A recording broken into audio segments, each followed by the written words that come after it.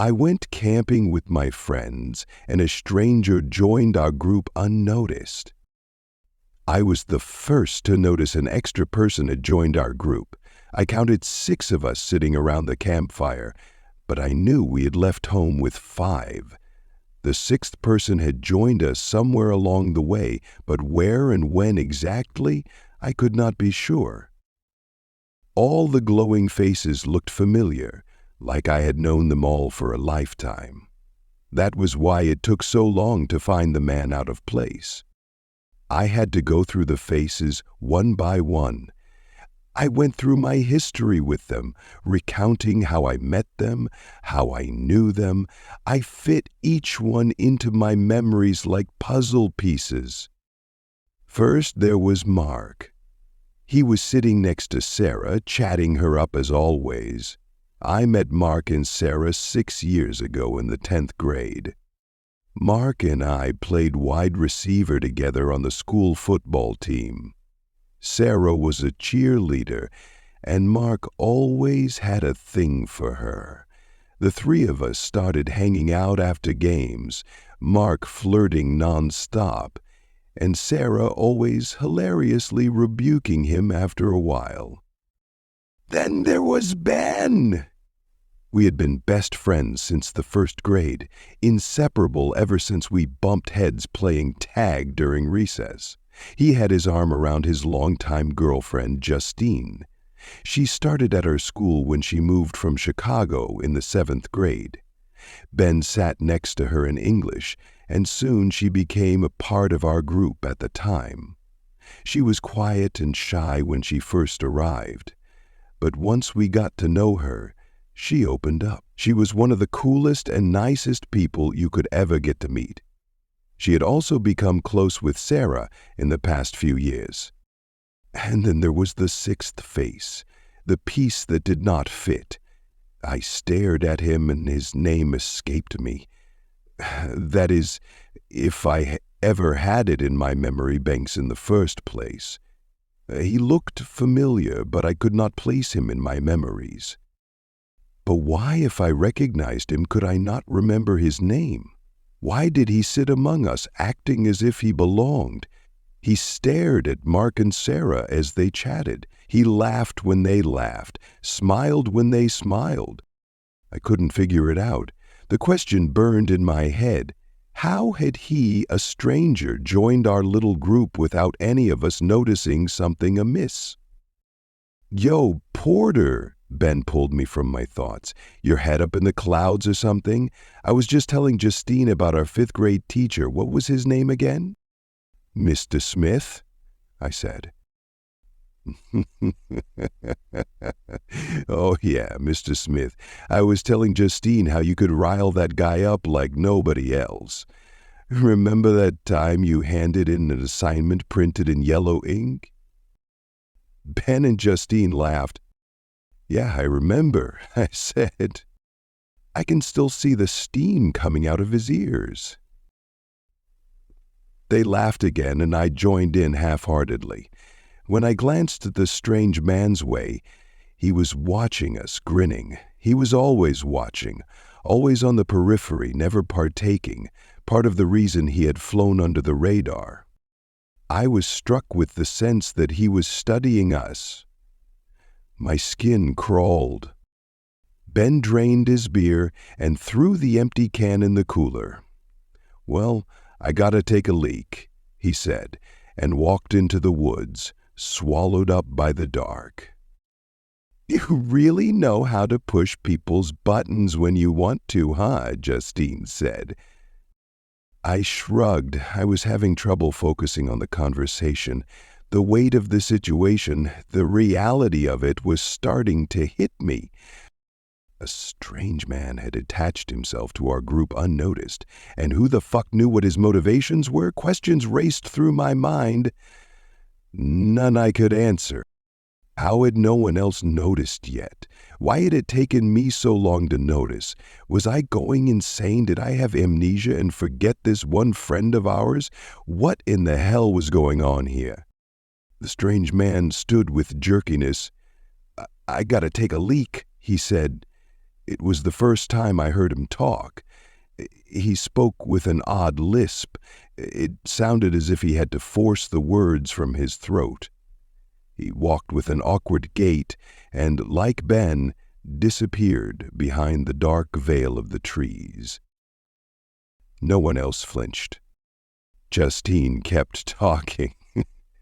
I always loved the long relationship you and Ben have. It was so hard moving cities and leaving all my old friends behind. I mean, I can't complain too much. I wouldn't have met Ben and all you guys otherwise. Justine, don't you see what's going on here? You're telling me you haven't noticed? Notice what, Porter? What are you talking about? Who is that guy? I gestured to the vacated spot the strange man left behind. Easel! Oh! She trailed off. She frowned into the fire. I could see her mind ticking over, and her eyes twinged with concern. I knew I wasn't going crazy. I don't know, she said. Who is it? That's what I'm trying to figure out. We stared at each other. Maybe... Justine was cut off. An ear-piercing screech came from the woods. It sounded like a shrill, injured cat. A large cat. The sound split the air and cut our conversation short. A blanket of silence fell over the four of us. Only the crackling campfire persisted. The woods were still and quiet. The fuck was that? Mark broke the silence. I don't know, Sarah said. I've never quite heard an animal like that before. Sounded like some fucked up mountain lion, Justine said. You ever heard anything like that before, Porter? I shook my head. My fingers tingled with adrenaline. Ben was still in the woods, and the strange man was out there with him. Dread filled my gut. There's no mountain lions out here, Mark said. It's probably an elk. They can make some creepy sounds. Sarah agreed. Justine bit her lip and scanned the woods. It's probably okay. I think Mark's right, I said to her, but I wasn't sure I believed it. Mark and Sarah had started up their conversation again when the strange man bumbled out of the woods. They paid him no mind. I was hoping something would have triggered in them by now, but they were oblivious. The strange man took a beer from the cooler. He fumbled with it, struggling with the tab.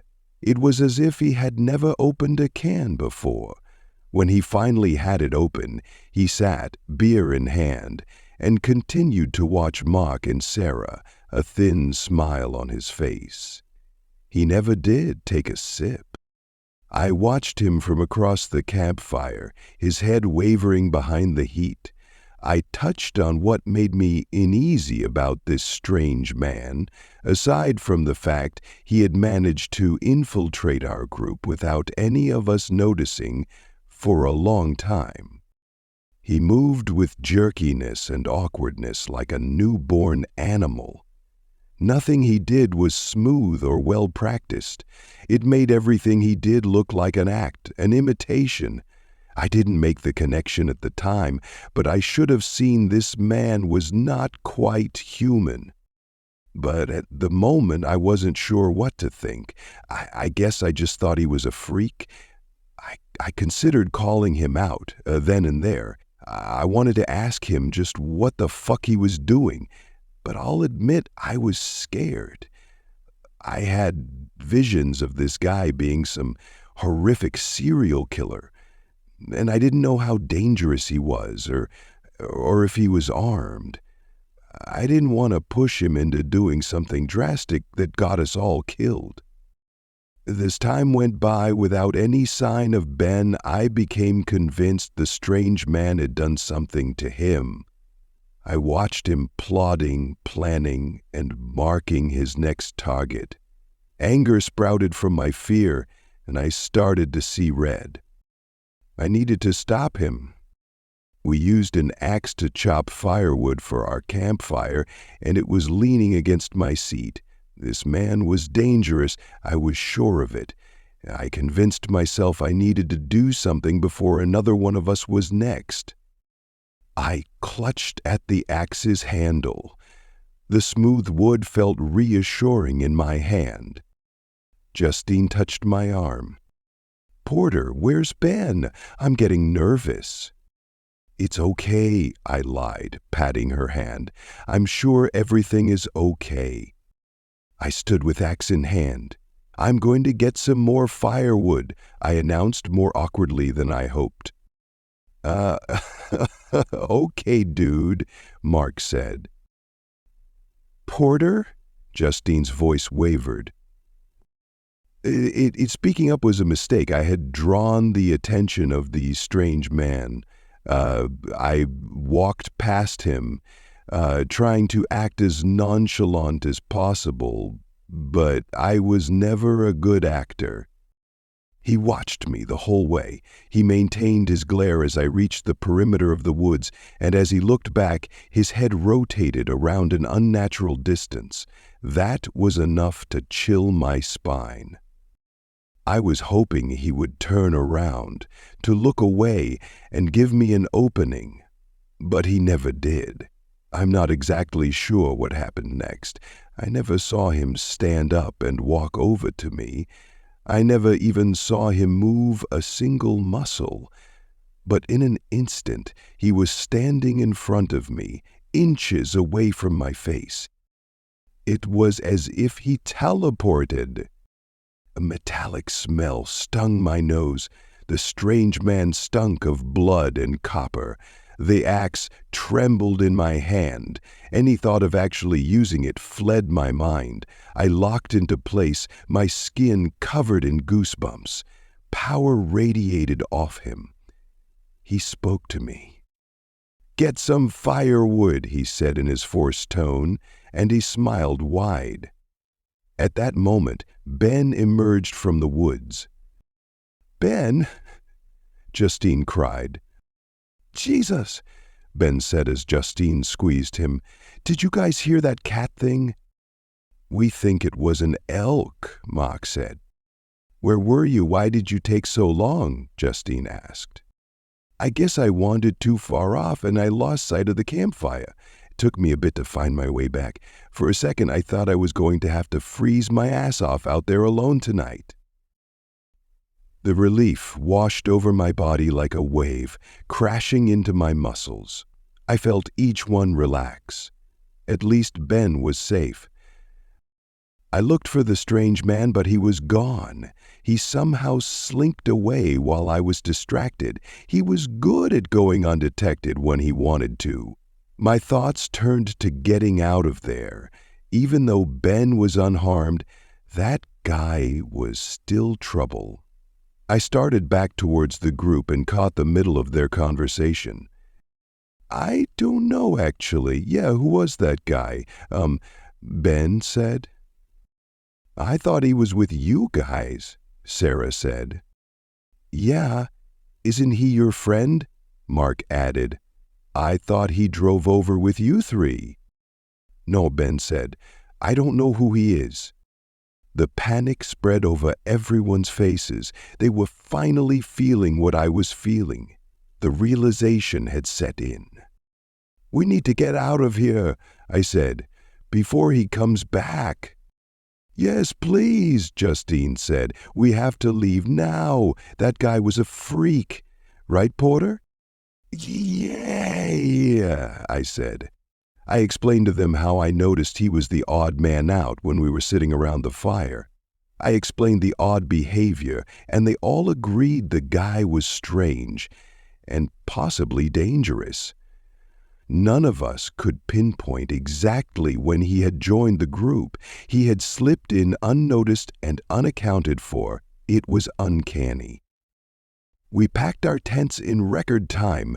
We trekked the 15 minutes to our cars through dark woods, flashlights in hand. We heard the screech of the elk again, if it was an elk, which I have my doubts about now, and we took some comfort from the fact it sounded farther away. Even so, we picked up our pace for the final stretch of the walk. Oh, I felt like I could finally relax. Behind the wheel and locked doors of my SUV, Justine and Ben sat in the back, while Mark and Sarah followed behind in Mark's beaten-up Ford Laser. We were heading out of the woodland and were planning to shack up in a motel for the night before heading home in the morning. I thought we were free and clear. We wound our way around the dark roads that snaked through woods.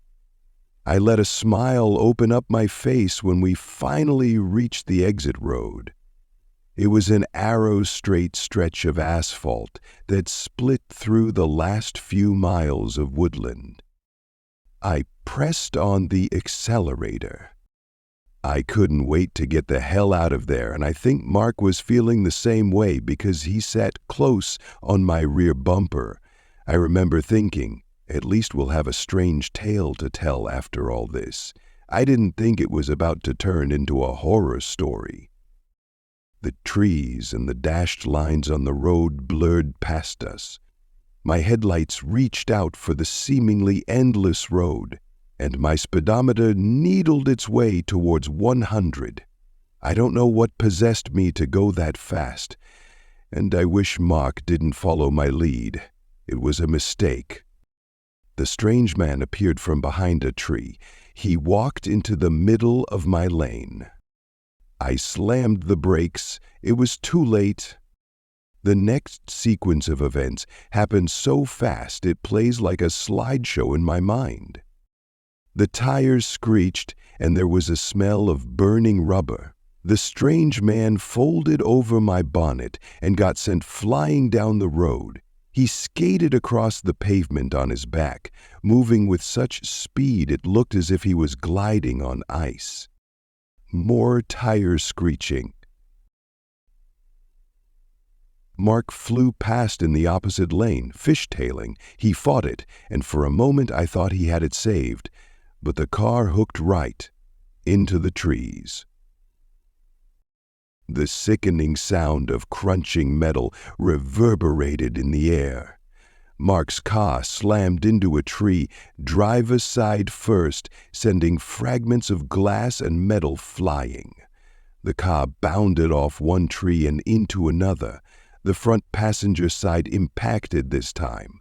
The front light exploded, and the passenger side cavity caved in, sending a wheel bounding into the woods. The crumpled heap of a car came to a rest. Justine was the first out the door, crying out Sarah's name. Ben went after her, and I followed after him. Everything felt surreal as shock coursed through my body. It was as if I was watching through a screen.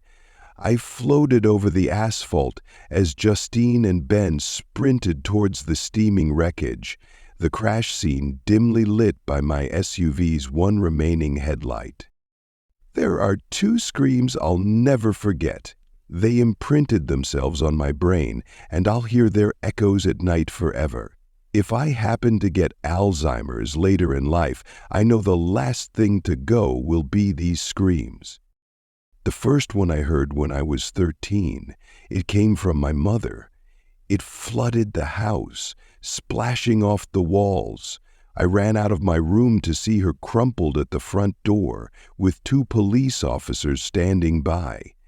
They had notified her that her eldest son, my brother, had died. The second came from Justine when she saw what was waiting for us in that Ford Laser. Mark was unrecognizable. He was a shattered mess of bone, skin, and blood, melded and intertwined with the crumpled steel. Sarah was blinking slowly, her breathing labored, her one arm shattered, broken in too many places to count, her legs crushed at knees from the front of the car, which crumpled back into her leg space. Her legs would have been flat if I could see them. Justine turned away and fell to her knees, face buried in her hands, shoulders heaving. Ben tried to comfort her, but he had to turn away and throw up off the side of the road. I pulled out my phone and struggled to dial 911. With my fingers shaking, I kept pressing the wrong numbers. My voice was small and distant as I explained what happened to the operator. She told me to stay on the line, but as I looked down the road, I dropped my phone. The strange man was standing there. His grin reached from ear to ear, showing a grand stand of teeth. His shoulders shrugged up and down as if he was laughing. In fact, the fucker was laughing. If I were not in shock, I would have gone after him right then and there. I would have torn his heart, if he has one, right from its chest. But all I could do was stare, mouth agape, struggling to keep the tears behind my eyes. The strange man started for the woods. I watched him go and I watched him change. I saw it. I know I did. This was no illusion, no trick of the mind. This was real. I saw him shapeshift. I saw its true form. We were not dealing with something human that night. After countless hours of research, I believe I saw what others have called the Goatman. Its horns stuck out unevenly from its head. Its grinning snout bared rows of sharp teeth, and walking upright, like a man with an awkward gait, it vanished into the shrouded woods. It has been 8 months since that night. I have only seen my friends a handful of times since then. Our relationships have shattered and are left in ruin. All we are now to each other is a stark reminder of that night. Mark is dead. Sarah survived, but as a triple amputee. Justine and Ben broke up. And here I am, rugged with a scraggly beard and uncut hair, after spending every sleepless night researching the monstrosity I saw that night, the Goatman. I'm going back to those woods. So help me God, I'm going back. I'm coming for the Goatman. And I'm not stopping until one of us is dead. That's the end of the story. If you have hooked up till here, then hit like button and comment down your views. Also, if you haven't subscribed yet, then do support me by subscribing so you may not miss any video in future.